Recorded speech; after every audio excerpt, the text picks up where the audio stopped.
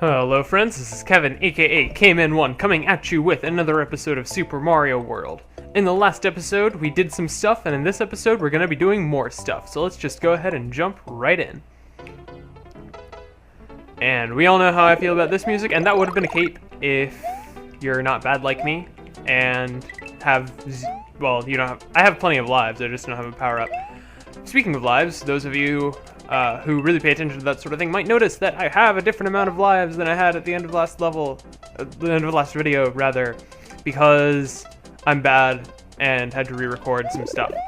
And that was a cape right there, which I grabbed and immediately squandered. But yeah. Some weird stuff happened with my save file, and so I had to replay a handful of the game. But no worries there, because fun fact, I am actually pretty good at this game when I'm playing off screen. That is a mechanic that I will show at a later time, but we will get to that when we get to that. If I'm mistaken, yeah, you can go down this pipe, and in this area, this is basically just a little shortcut to a later part of the level, but it's just a little different platforming segment, not much to it. And this is a very fun section where you're kind of needing to dodge the chainsaws while simultaneously climbing up and down on this rope that's auto-scrolling. So, I enjoy this part. I'm glad it's not a mechanic they use more because I'm pretty bad at it, as you just saw there. But, at the same time, it is very enjoyable when you pull it off successfully. But yeah, that's pretty much all there is to this level. So, let's just go ahead on to the next one. Alright, Cookie Mountain. Alright, and this isn't our first introduction to Monty Moles, but Monty Moles are very, very cool enemies, if you ask me. But it is our first introduction to that guy, I believe. And I want to say he's called a Sumo Bro. I might be wrong on that. I probably am, matter of fact. But the basic gist of how he works is he stomps and then fire spits out from the ground. And the main way you beat him is by jumping on jumping and hitting a block that he's standing on. And I could have sworn you were able to go down that pipe. But yeah, obviously here that's not really an option because of how high up he is. But you can use that Monty Mole as a platform to take one of them down if you so desire. But you need to be pretty good about positioning there. Here's a vine that we can take up to the top. Grab that dragon coin, and I missed the jump. Alright, and here we go. And we got a one-up up here. Very, very nice. I will gladly take that any day of the week. For instance, this is being recorded on... I'm not actually going to bother telling you, because then you'll know. Alright, and here we got a pufferfish, and there should be a couple dolphins coming up. Nope. No dolphins, just the pufferfish guys, which is fine by me, because I have some measure of skill in this game. And that was actually a really dangerous jump because I didn't remember where exactly that landed me, but that actually made us backtrack a little bit, which, if you're like speedrunning or something, obviously that is a pipe you're going to want to avoid. But, given that I'm not speedrunning and I'm just kind of trying to show off all the secrets that I know, figure no real harm in showing it. Oh, I thought for a second that was a Lakitu cloud, so I was really confused. But no, this is just a nice little happy cloud that drops some coins for you. I think they're just counted as normal coins, basically. So, no real need to go ham and collecting all of them. I don't even know what just happened there, but it was pretty amazing. Gonna jump on... Wait, real? What in the... What just happened? Charging chucks are crazy, yo. Alright. I don't get this game sometimes. It just goes mad on me with no real warning. So, with Cookie Mountain completed, let's just go ahead and go through Ludwig's Castle. And here we're started off on a fairly narrow corridor. And this area is honestly a lot easier to play if you're if you don't have a power, just because there's a lot of stuff to avoid, and avoiding all of it gets a lot harder when you're tall. Alright. Worth. Alright. And the main gimmick of this area is you're basically just going to want to hit the on switch to make the thing go back up.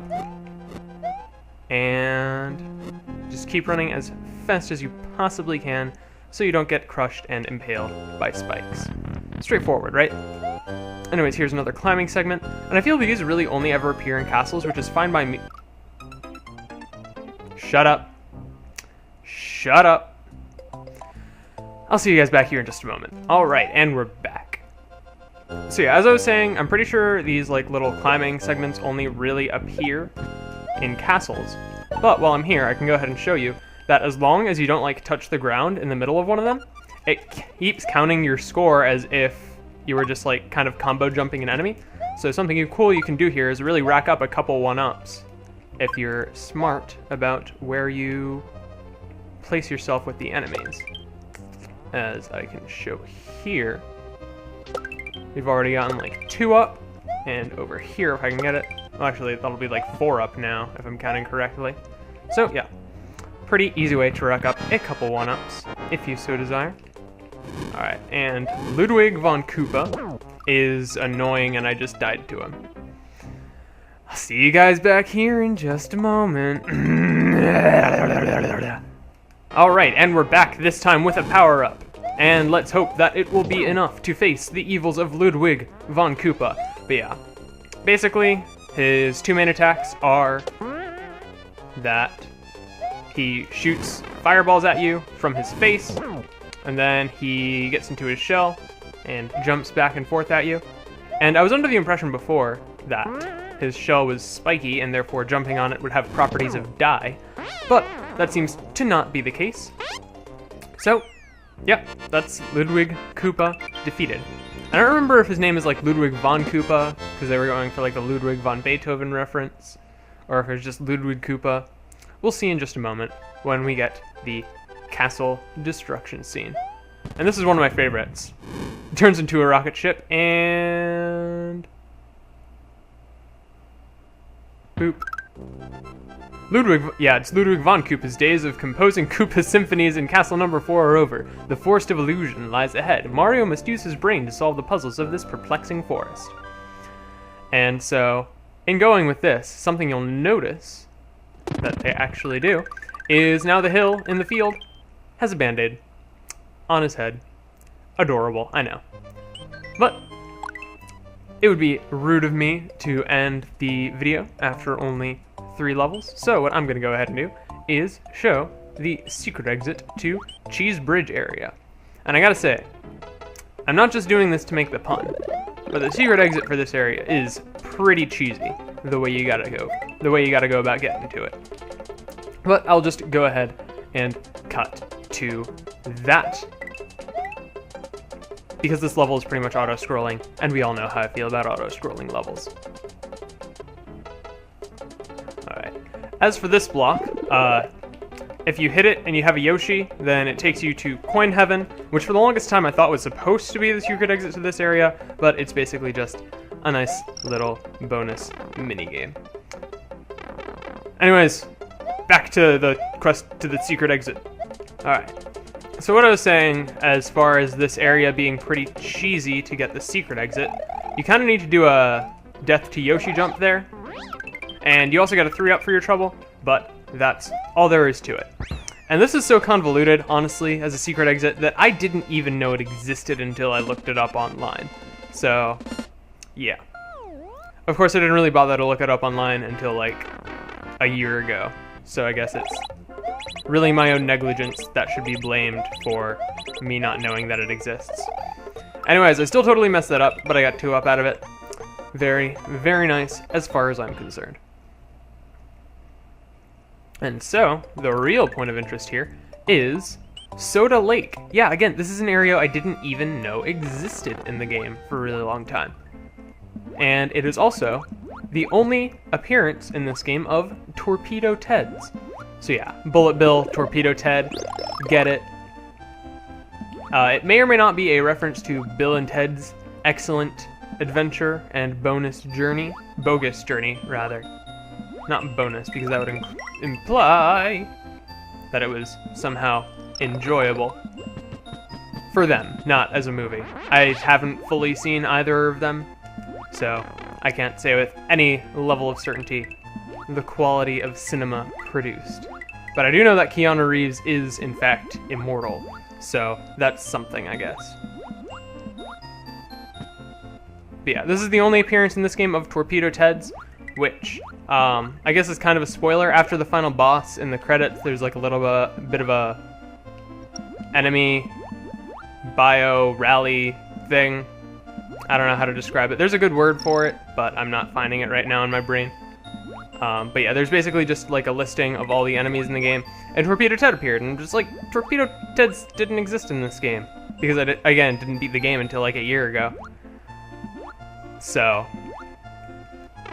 yeah, I was just really confused by their presence in the end credits, and I missed the jump, but it doesn't matter.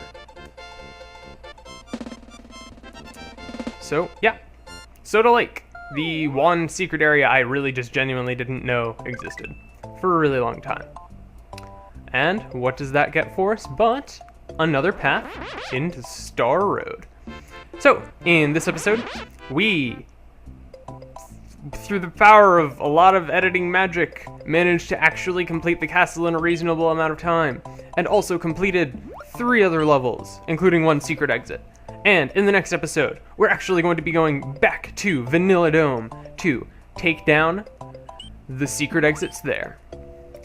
See you guys then.